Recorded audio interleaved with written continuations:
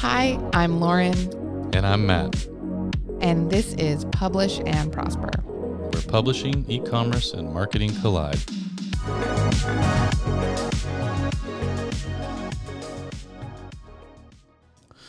Welcome to episode 58 of Publish and Prosper. Today we are going to be talking about ways you can use print on demand to support your business, which is one of my favorite topics.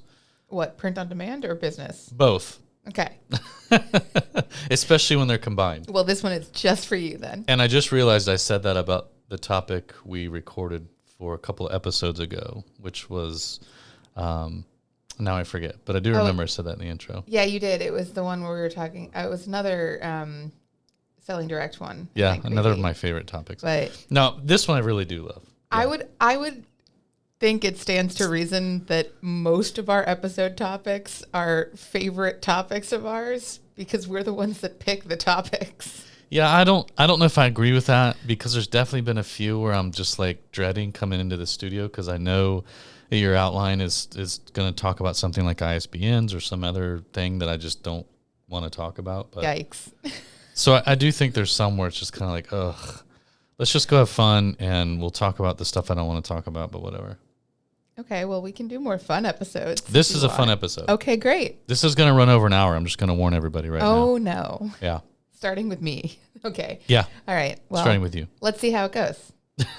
let's put that challenge out there and see if we can keep it under an hour. All right. Let's do that. So then should we dive right in or? Oh, I don't know. Is there anything else you want to talk about? Anything going on in the news you want to discuss? No. Any small talk you want to make? No. How's that weather? Oh God. Could be worse, honestly. As we record this towards the end of January, Yeah. There's still some snow on the ground where we're at. I moved here for a reason. Yeah. I always thought you were getting away from some sort of issue with the law, and that's why you moved here from upstate New York.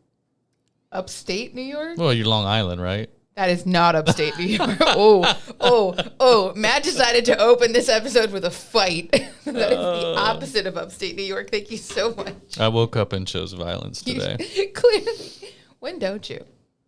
Many days, I'll have you know. Is that the default? And then it's the opposite where you just choose nonviolence today? And you're not funny at Okay. all. I wake up and I always choose sunshine and rainbows. Yes, that checks out. Great. I'm trying to keep a straight face. I know. According to my social media bio, I am mostly optimistic.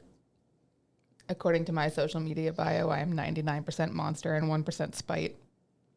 I mean, if you mean Monster Energy drink, then Yes. That's true. Yeah. Yes, I do. Good Lord. Can we get a podcast sponsorship out of them? Here's hoping. Maybe you should start putting that big old can right here that you drink. I haven't had one in 2 weeks. Really? Yeah. That might explain a few things. It sure does. Doing a little mini detox. All right. Okay. All right. Print on demand for your business. Great. Right? This is not the same as self-publishing a book because you want to be an author, right? That's not what we're talking about. We are talking about using the actual technology of print on demand to further your business in one way or another. Right. So not talking about using the book as lead gen necessarily or like using your book to grow your brand, although these are things that will help you with your business. We're talking about the actual like practicality and like practical uses of a technology like print on demand. That's right. To help you with your business. That's right. Yep. Yeah. I love this. Yeah. And again, so as we just pointed out, this means you don't actually even have to like publish a book. Like, right. This could be an employee manual or something like that. So we're going to get into all that. But again, at the top, we just want to make sure everybody understood this is not an episode about, self-publishing a book to then use print on demand to then grow your business, similar to some of the other episodes we've done, which are great.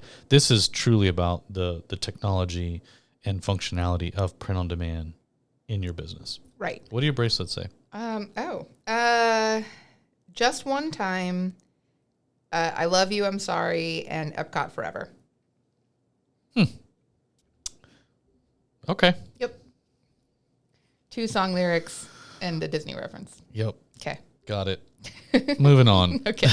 But yeah, I do actually, we'll get into this more in this episode, but I do think that's a really important thing to highlight at the top. If you saw this episode topic and then you started listening to it and you were like, I don't want to write a book, like that's not necessarily what this episode is about, because a lot of the things that we're going to talk about in here are like using this technology in ways that you can either like promote or distribute material that you already have, or you know, a lot of books can be things like photo books or portfolios or notebooks or workbooks or even calendars, something like that, that could support your business without being like a novel or as format types, right? Yes. So when you say a photo book, to apply it to your business, it could be that you just need a really good catalog or lookbook for your upcoming, you know, fall line of whatever clothing that you design or whatever that might be. And a lot of brands, they do that for sure. And so what you just described are basically what we would call formats, but the uses for those formats are what we're going to talk about and how wide ranging that is. Yep. Right? Yep. Cool. Absolutely. All right. So there's a couple different ways you could use print on demand, especially, you know, the way we've set it up here at Lulu and some of the other technology that we've built into our print on demand platform. And it's just really going to boil down to how you might want to share this particular book or book format with whoever it's going to hopefully land in the hands of, whether that's an employee, whether that's a customer, whether that's a potential new customer, or, you know, some other variation of that. But you can do a lot of different cool things with print on demand, which is why it makes it really beneficial for anything from a small business to an enterprise level business, right? So you can control how many copies you need, how they're distributed, where they're distributed. You can control how quickly the information in those things gets updated, which is why it's a popular tool for doing employee manuals in medium-sized to large-sized businesses. Because, again, if you have to change something like your return to office policy or something like that, you can update the manual immediately, that file, and then new books are already ready to take on those changes. So that's really helpful. What would be some other things that you think are helpful?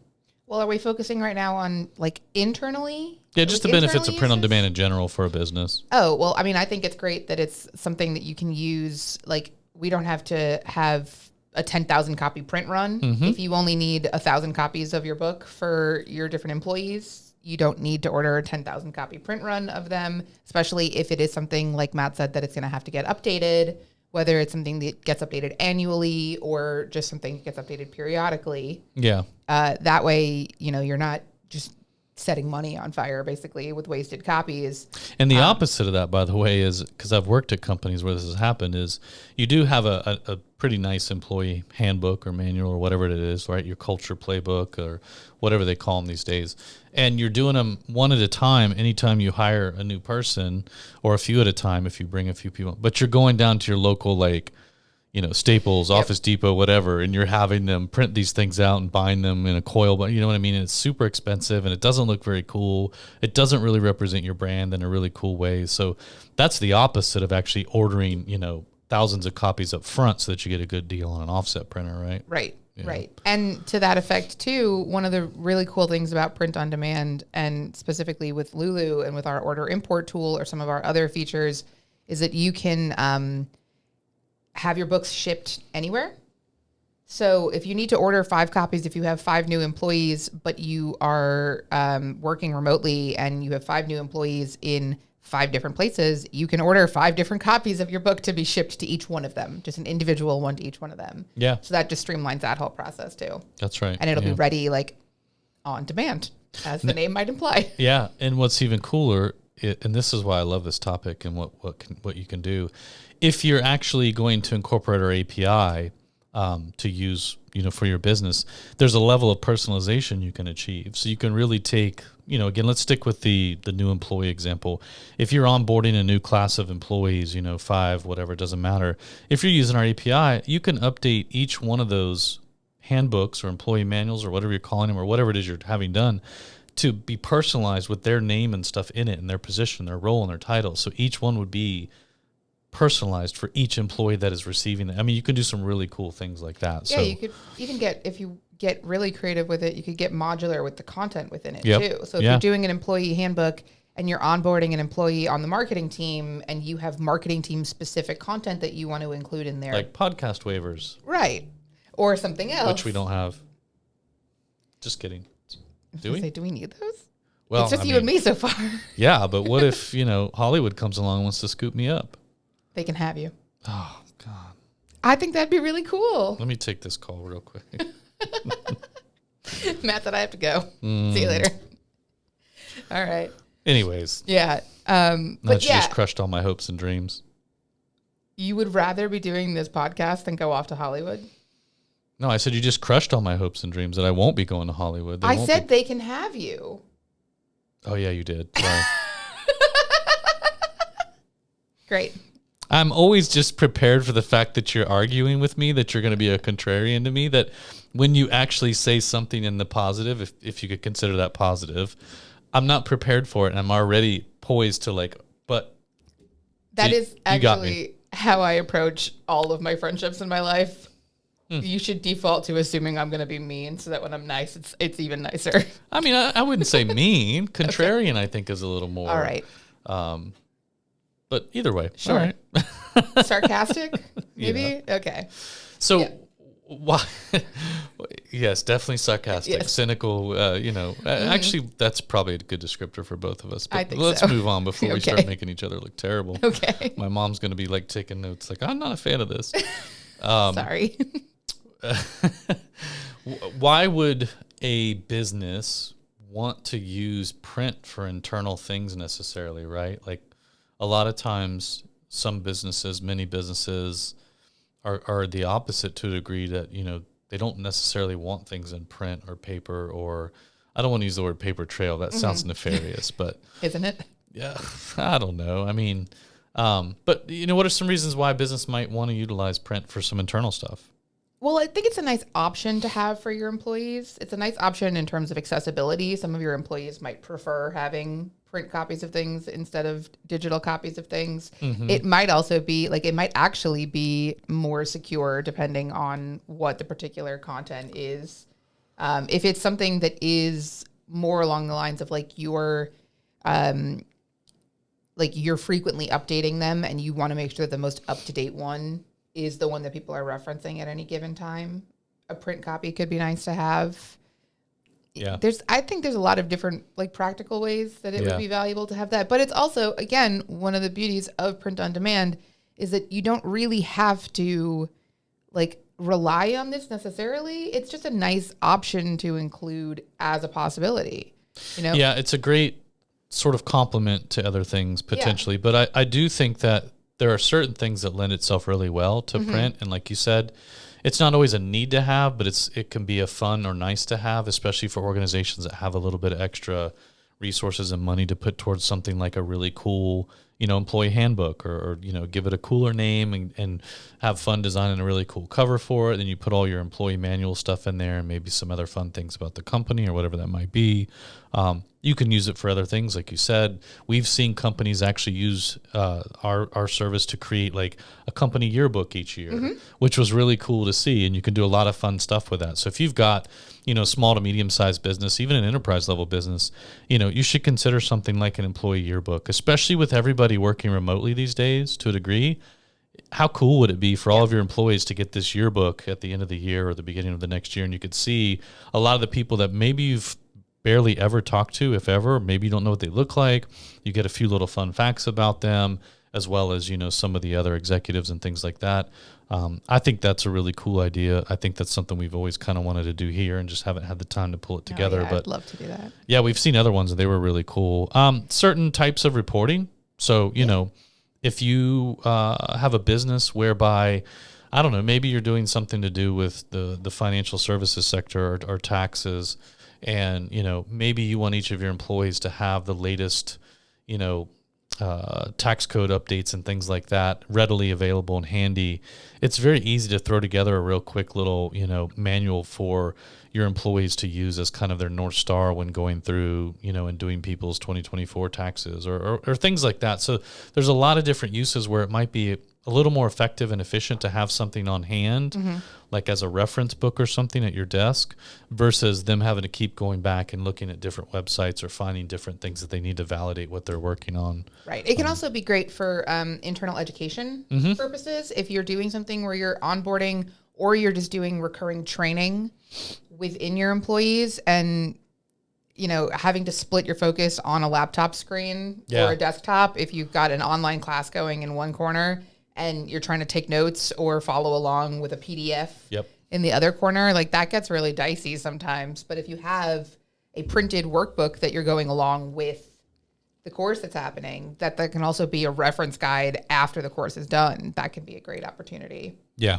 I just had this like image when you were talking about end of year reporting or something like that. I just remembered those like presentation things. I haven't seen one of these in years, but it was like a like two pieces of plastic that were folded together, and then you had to slide a little like. Oh yeah. You know what I'm talking Yeah. about? Yeah. Like I haven't seen one of those in like 20 years. It was but like a we used to report use them- sleeve or something like yeah, that. it was Yeah. like whenever I had to do a book Yep. report for school or something. And like you it get was the little going- different colored plastic Yeah. edge things Yeah. to yeah. Yeah. So if you've ever used one of the, first of all, if you're still using one of those in the year 2025, they still make please those. let me know, because that would be fascinating. But also, like, if any kind of report that you're doing something like that you're adding a nice little touch to it by binding it in some kind of way, this is another way to add a nice little touch to it. Yeah, that's true. Yeah. And it's also, not necessarily in the reporting example, but if you're just doing this for like employee reference, or you want to make sure that somebody has something really nice on hand, you don't have to do the whole 9 yards of like formatting it. Like, it's always nice to create like a really cool book if you're doing it for onboarding purposes or something like that. But you can also just very easily run off an 8.5 by 11 edition of exactly whatever Google Doc you're using, and just instead of printing it out or having it as a PDF, bind it as a book. yeah, I mean, honestly, I think the things you can do internally with this stuff are unlimited. It's all about, again, what is it you're trying to achieve? What type of a message are you trying to send to your employee base? What is characteristic and in alignment with your brand and tone and your company? But yeah, there's so many cool things you could do. Again, I love the company yearbook idea. I think that's a fun one. Company cookbook once a year you could get together, or every couple of years or something like that. Like stuff like that, I think is super cool. Well, there was one that I loved for a couple of years. I haven't seen it in a while, so I don't know if they're still doing it. But there was a balloon company that every year would publish their best of balloon projects, because they had employees throughout the country.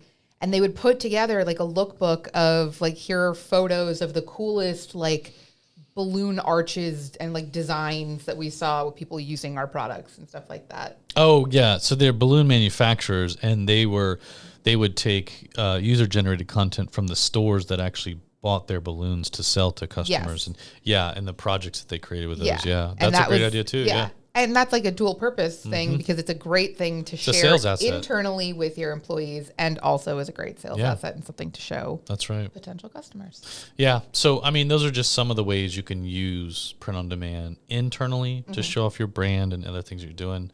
Let's talk about some of the stuff you can use it for to show off your brand externally. Sure. Yeah. Well, we just walked right into one.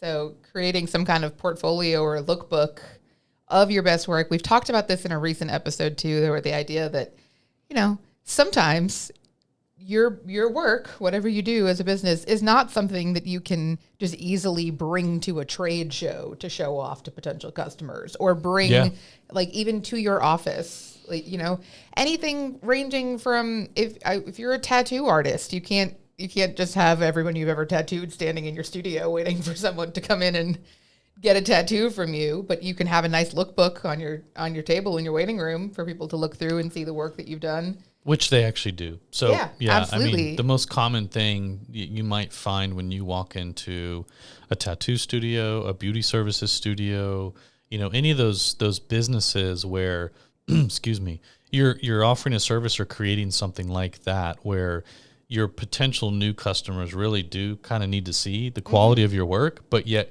you can't have every person you tattooed or did permanent makeup on or hair or whatever standing in your lobby all day long as examples. So these types of lookbooks and portfolios are extremely popular for services-based businesses, especially, beauty service industry and other places like that. And it's very easy to do that. And basically you're creating a photo book, but you're doing it, for your business as a portfolio. So, yeah, that's a really good and very common one I love that one, obviously. Yeah. I mean, and so far beyond that too, if you're a landscape architect company and you want to like a landscape architect firm and you want to have like your best work on display without bringing people to somebody else's house. Yeah. Or you're a mural painter or right. I mean, there's so many uses for that, that lookbook concept. You're 100% right. Like, God, I didn't even think about the landscape one, but yeah, I mean, even something, fashion. If you work in fashion or clothing industry and you want to put together a quarterly magazine, even if it's, again, just for internal use, where you're putting together like, hey, here's a look at all of the products that we're going to be launching this quarter. And then you have a whole repository of the last 5 years of quarterly products that you've put out that a new customer or a new employee can look through and reference at any given time. Yeah, I love that. Yeah. You could also put something together that is basically a compilation of content that you've created. So blog posts, email newsletters, articles, things like that. And kind of turn that into almost a portfolio or a kind of a sample book of the content that you've created to showcase your work. And so, whether you're a solopreneur freelancer who is looking to land more gig work, or even, a small to medium size services-based business, again, where maybe the services offered include content creation or things like that. Or again, I think the list is endless with ways that you could do this, or types of industries and services you could apply this to. That is actually a great idea that has never occurred to me before. What you just said about if you are in the business of being a content creator, and you can use a book to show off the content you've created, not necessarily for your own brand, but for other brands. Right. Yeah. What a great idea. Thanks. You're welcome. We did do a whole episode on how to use your personal content to publish a book to promote your brand. So the idea of like publishing your own blog posts into a book or something like that. So we don't have to dive too much into that right now. Yeah, this would be different, just to be clear. Yes. Yeah. But yeah, if you want to dive more into that particular idea, go listen to episode number 33. Yeah. But I love that idea of using it as a content lookbook almost. Yeah. That's great. So I guess that was an easy one though too. So for people to connect the dots between, content creator and then something like this, it's a little easier for them to develop a list in their own head. So we won't spend too much time on that one. But, again, thinking about other ways that you could use this externally, or for external purposes that aren't just, hey, I'll create a book to sell this for revenue. Like, how can this book add value to my business? One of the examples I always love is if you're in the travel business, right? And you're creating like curated or bespoke travel experiences for people, whether you're an actual travel agent or you're somebody that kind of works somewhere in that space in between there. We have friends that they run, some Disney travel services where they create customized itineraries for you and things like that, which are great. Imagine what you could do with print on demand in this space. If you sell, let's say, a luxury trip to a family, I have 3 kids. If we're going to take a luxury vacation, right, which wouldn't that be great? I hope my kids aren't listening, by the way. But if they are, this is just an example. That's it. Nope. Anyways, but let's just say, 5 people, a luxury vacation, at least 7 days, right? That's well north of $10,000. If somebody's going to spend that kind of money with you, imagine turning around and after, let's say a week after they book this trip with you, they get this really beautiful, customized, portfolio style travel itinerary in the mail from you or your organization, and it's customized to their trip and their family and all the places they're going to go that you've now booked for them and what that looks like and some of the best restaurants in those areas, and it has their names in it and all that stuff. Like, what an experience that is for somebody who just spent $10,000+ with you. They now really feel wowed. It's that same Disney concept, right? Like, you book a vacation package with Disney. Most of the time you get this little customized thing in the mail before your trip. It's a little card. It's addressed to you. It's like all this stuff. And it's all basically print-on-demand technology as well. And so taking that and applying that to one of your services-based businesses, I think is super cool. I think that's an awesome idea. And it is something, if you're listening to this and you're like, okay, but I already do that, but I just do it in like an email form or a PDF form or something like that.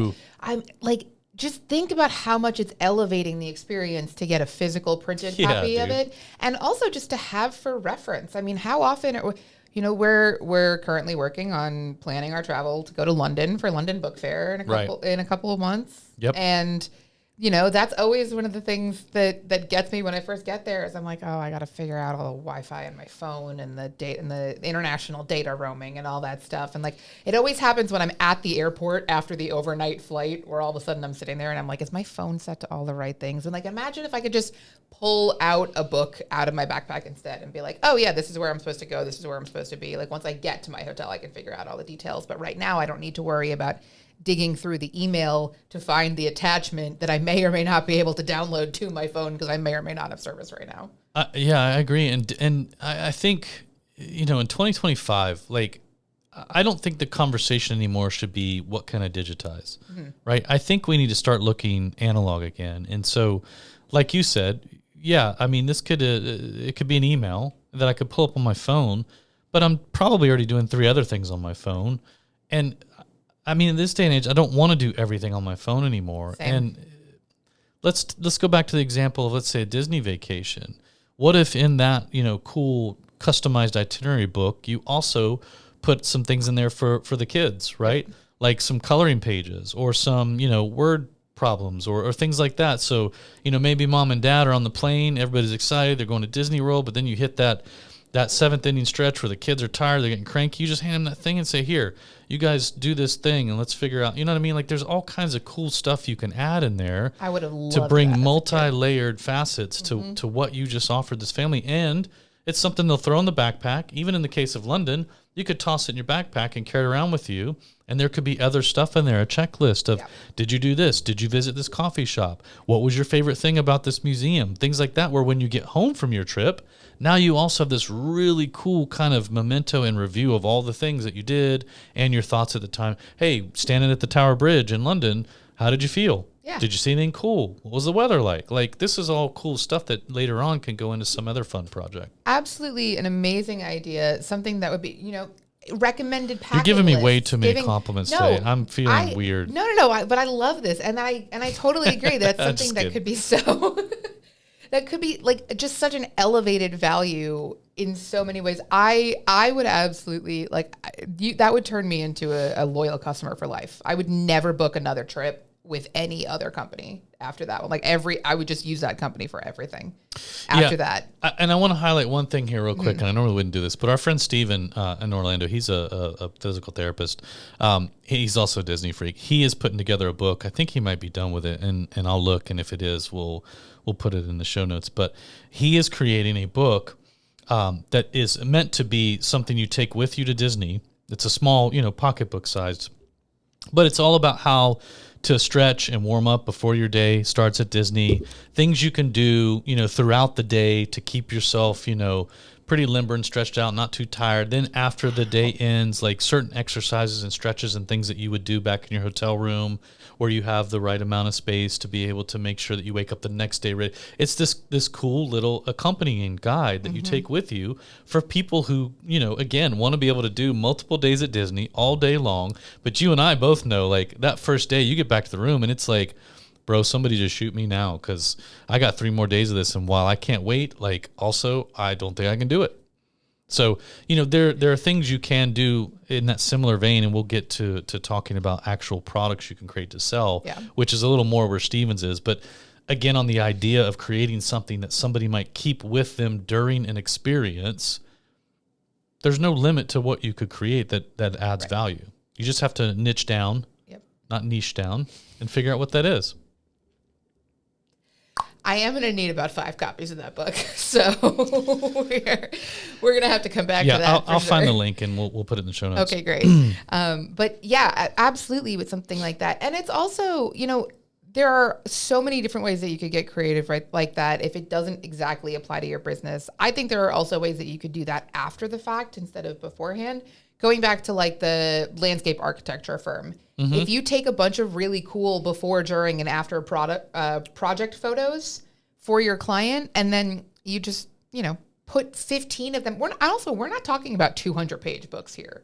Right. We're not talking about putting together like a dictionary. That's right. For every single person that is a customer. We're talking like 15, 25, 30 page books. Yeah, depending on what you're doing. Yeah, depending on what it is, something like that. 50 maybe at most. But, have a pre-templated book that you put together that you can just plug in a couple before, a couple during, progress, whatever, and a couple of finished project photos, and drop ship that off to your customer at the end of the project to thank them for choosing your company. And maybe it has some like care tips as well in there too, and something like that. Like, what a product that would be. Yeah, I agree. Like, absolutely. Just way to just elevate the entire experience of your like doing business with you. Yeah. Anything post-transaction like that, post-purchase, where you can continue delivering wow after the fact, that's just one more thing that's going to ensure they're going to come back to you if they ever need that service again, Right. Yeah. And it's also something that I think is a great opportunity to connect with potential new customers as well. Sure. And again, I can hear the voices that are like, well, why? Like, that's what Instagram is for. That's what whatever is for. Like, they can just go look at the pictures that I posted on Instagram and see them there. And like, sure, yes, they could, but if Instagram's still around. If Instagram is still around, one. Two, I don't know about you, but I get distracted away. I don't even get as far as like 3 photos on somebody's Instagram if I'm looking at a specific Instagram before I get distracted and go look at something else. Well, yeah, but that's a great point. I just want to pause there for a minute. The distraction piece, and maybe I wasn't clear earlier, like this idea where, we've made such a push over the last probably 15 to 20 years to just go digital with everything, right? Mm-hmm. Digital. Like, what? Textbooks, I mean, anything, you name it. Like there's just been this push to digitize it and put it on the web and access it through your phone or your laptop or whatever that might be. But when you talk about some of these other things and you really sort of think about the staying power of having something like that in print as a, again, a post-purchase type of thing, or, again, some other type of a thank you or an itinerary or something that's going to last beyond that. Think about the fact that, that's there, it exists, it's a legacy product. These other things, not so much. And not everybody wants to live their entire life on the internet because of how much white noise is there. Mm-hmm. If I just go post this up on social media, great, it's there, sure. But I'm also now competing for your attention with 6,000 other posts of like dogs dancing and all kinds of other fun and crazy stuff, right?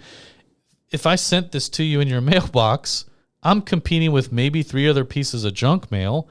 So I just won. You open that mailbox and pull out this amazing catalog or lookbook or custom itinerary for you and your family or whatever it is. I just won. I'm only competing against 3 fake loan offers and maybe something about consolidating your credit card debt. I just won. Versus your inbox, where I'm competing against 17 other newsletters that you've subscribed to that you barely read, 14 other sales that are going on in all your favorite retailers, right? An email from your Uncle Kevin somewhere who's got an alcohol problem and, probably some other things going on. That's a lot of white noise. Or social media, where I'm now competing with the entire world. So I would rather win your mailbox than to compete against your inbox or struggle in your DMs. Well, and you're also, not only are you winning that, but you're getting a golden remarketing opportunity with that too. Because in order to be able to send a potential customer a physical copy of something, you have to be able to get their information.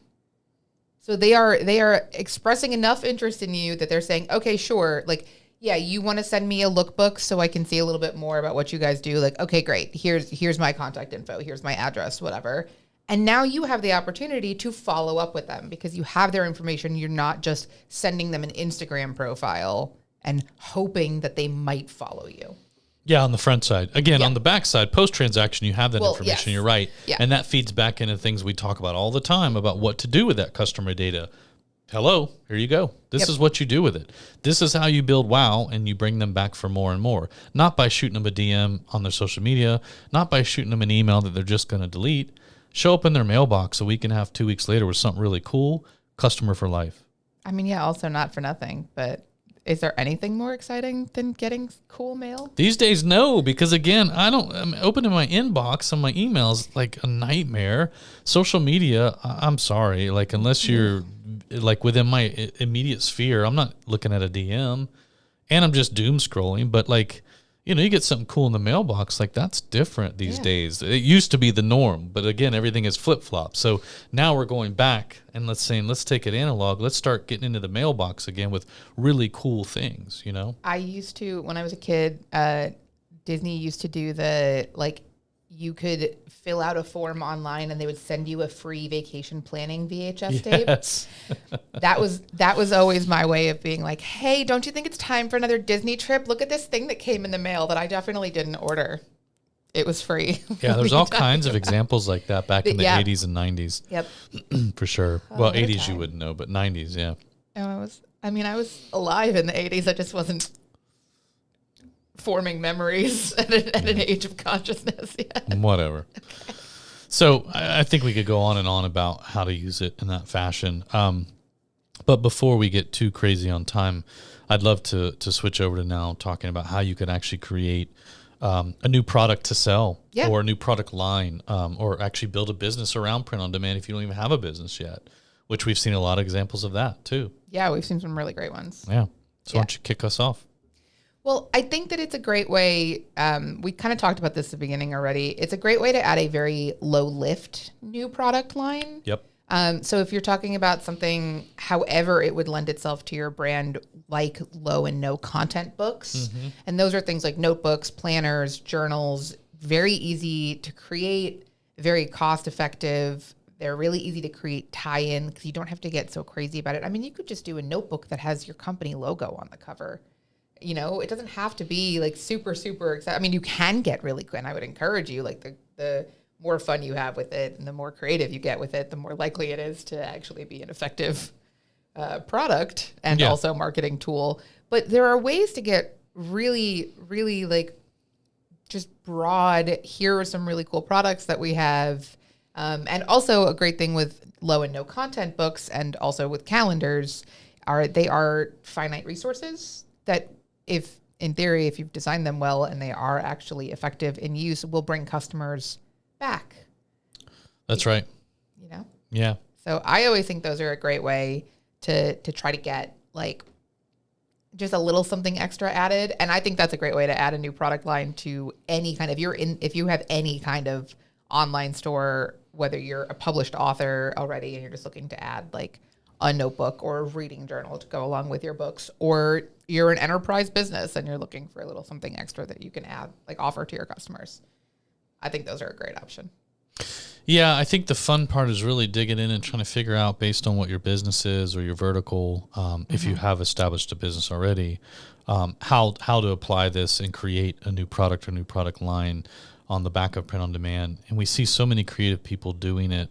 And then again, you know, lately, I'd say over the last couple of years, really since, you know, the COVID lockdowns, 2020, we started seeing people get really creative with building businesses on top of things like print on demand, or another way to say that is seeing creators monetizing their work in different ways. And so again, you know, you see spinoffs of, you know, we mentioned our friend Steven, who's a PT, a physical therapist, you know, creating a product that really is an extension of what he does, right? And he's turned it into a product that now kind of complements what he does. So you might see Steven as a PT, you know, once a week or a couple times a month or whatever, but then you might also have a need to buy that book, throw it in your backpack, and take it to Disney with you, or any other park for that matter. But we all know Disney is the only one that matters. I mean, you know, don't get lost in that too. Like, don't get lost in that detail too. Like, yes, you can write a book that is like targeted towards Disney adults that are going to need to do a little extra stretches before and after park days every day.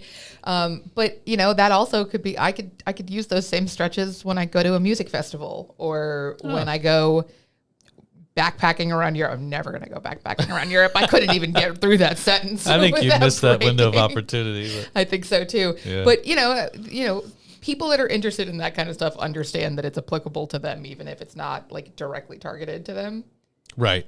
And alternatively, publish 5 versions of the same book with just slightly stretches to do for Disney adults, stretches to do for all-day concert goers, stretches to do for people that spent all day laying on the beach and now they have weird kinks in their back because the sand was uneven. Like, well, yeah, like, you know, you could apply that to people who, you know, work at conferences all day long. Or, yeah. So variance is what we would call it, or variation. You know, you can create variance, but and that's actually a great use of using something like, you know, an AI tool to just take existing content and just saying, hey, you know, everywhere where it says Disney parks, replace that with music festival, right? And then you have a new interior file that you can use. So, you know, really rely on some tools to help with that. But I think back to this idea where you're creating a new product or new product line for your business specifically, you know, on the back of print on demand.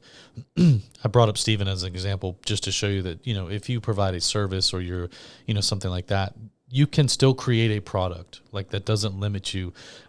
Even if you're, let's say you do, you know, counseling or therapy, right? You know, there are therapists and counselors who have created, you know, a type of book that wouldn't necessarily be something they would want to put in Barnes and Noble per se. But it's something that, you know, for their patients and or other people that might, you know, maybe they're a grief counselor. It's a book that's kind of objectively written around, you know, dealing with grief. And it's something that they can have outside of their therapy sessions as kind of a stopgap until the next therapy session or things like that. Or it's a workbook around, you know, grief, things like that. So shout out to Allison, by the way.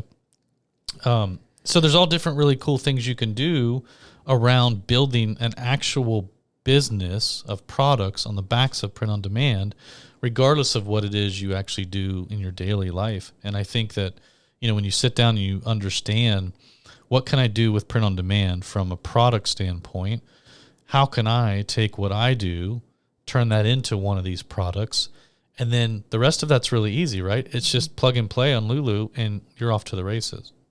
Yeah, there are so many really great ways that you could just create really fun products.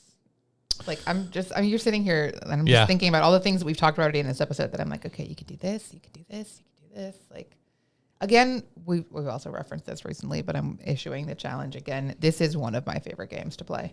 So if you want help brainstorming how a book could be a cool additional product line for your business, shoot me an email. Yeah, we do like this. I like when people come up to me at conferences or events and they'll try to stomp you like, oh, I do this.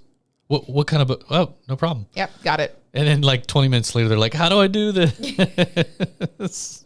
Don't worry, we got you covered there too. Yeah. Don't bring a knife to a gunfight.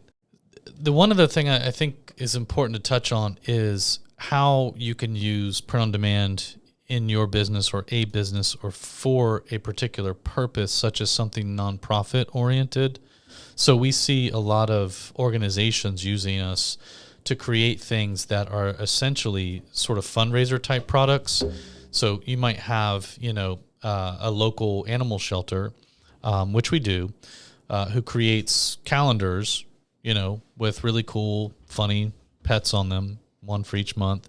And then all the sales of the calendars go towards, you know, the proceeds go towards their animal shelter, things like that. So it doesn't always have to be a book per se, and it doesn't always have to be something as cut and dry as like, oh, I'm just going to create this workbook to go with my whatever. Like, again, there are organizations like nonprofits and churches and other things that are using print on demand to fund some of their efforts for things that have a larger purpose. Maybe it's a little more pragmatic in nature. And so I think when you go to that level and you start thinking about, man, like you really can use this technology for almost any vertical, any business, any product.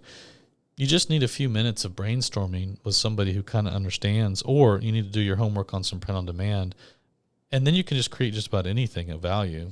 Absolutely. I was trying to think if there are any more favorites of mine lately. I can't think of any specific examples, but I know I'm trying to think about all the different products that I've seen and projects that I've seen people create. And I've always loved like people that do cookbooks, and then we'll also do like as a companion to the cookbook. Here's a recipe journal that you can write your favorites in, or a meal planner journal that you can like plan out your meals and put your grocery lists in here. Or people that offer, you know, something like a cookbook is an expensive product if you're doing a full hardcover, full color book. But Sure. If you're doing an ebook version of it, and then you do a printed journal to go with it so that people can take notes from your ebook and stuff like that. Right. There are great examples there. workout guides that are here, track your progress as you're going through my like 180-day online course for how to get your beach body by July. I don't know what I'm going to days do work out to a be like a burrito body workbook. So I'm going to track our burrito intake for 365 days. Are you going to include burrito recipes within the burrito tracking workbook? That's a great idea. I think that is a great idea. I think I am. One for every week, like 52 burrito recipes. That's a lot. Everybody send your burrito recipes to podcast@lulu.com. I think we can make this a team effort. I think so. Yeah. I like that idea. I think burritos is a good one. Great. Pizza's probably too confined.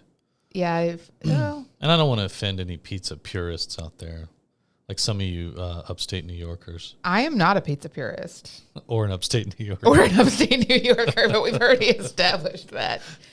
I am from Long Island. Thank you so much. You say that with some authority and some pride. I do. Yeah, I don't know anything about that. That's okay. Most people don't. Yeah, well. It's fine. It's all right. One other thing, when we're talking about adding them as a product line, we have already talked about the ideas of portfolios and lookbooks. You can use those as products as well too. If you do a really cool like coffee table book or a really cool photo book or something like that, like I absolutely would buy. I mean, we see them all the time. There are coffee table books that are just the best of Louis Vuitton, and I'm like, okay, this is actually just a really fancy catalog, basically. Yeah. Which also, I'm not sure if we've actually said the words catalog or magazine at any point during this episode, but those are for sure product types that you can create. But you're right. Magazine is another one. I didn't even think about that. There's some actually really cool ones that come through our platform. But magazines these days are also different too, because I think the days of like traditional types of magazines that you would have gotten 10, 15, 20 years ago are pretty much gone. The ones you do see, like they're printed so cheaply and in such mass amounts that they just pulp what's left over and it's no big deal. But all the really good ones are now switching over to that format where the paper's a little bit thicker, the photos are a little better, the covers are a little thicker, more almost like book type. And so magazine is taking on a different connotation right now, and I really like it. There's a lot of cool ones out there. Some of them are only published quarterly, There's one that I really like. It's a quarterly surfer's journal. It's really cool. And it's, again, it's on thicker paper, all full bleed, photographs and articles and really nice covers. You can do some really cool stuff with that. And it's a really good way to also infiltrate a particular vertical where maybe something like that doesn't exist. So if you're in, I don't know, let's say the business of podcasting, creating something like a, podcaster's quarterly journal, right? And it could be relatively inexpensive. You just throw together some really good articles. Maybe you get some contributors, some other podcasters. Then you go out, you find a few sponsors, like some podcast equipment, like maybe Rode will sponsor your first issue. And then you go to market with it. And before you know it, you're the only, print magazine in the podcasting industry. And now you've established this medium whereby you can start collecting more sponsor revenue.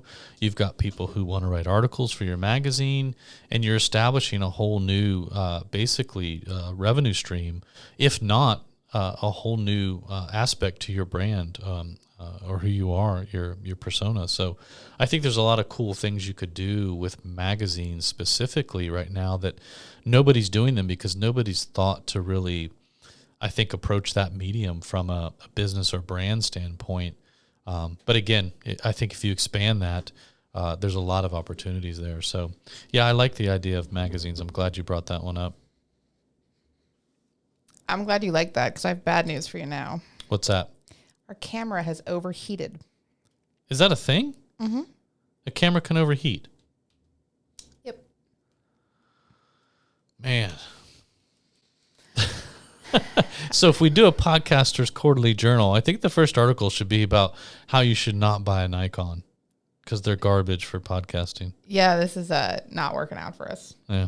Well, anyways, I think we've given sufficient examples, by the way, of using print on demand for your business. I think that, the internal possibilities, if you're trying to create a really cool internal culture that you could use it for, really fun, employee handbooks, things like that.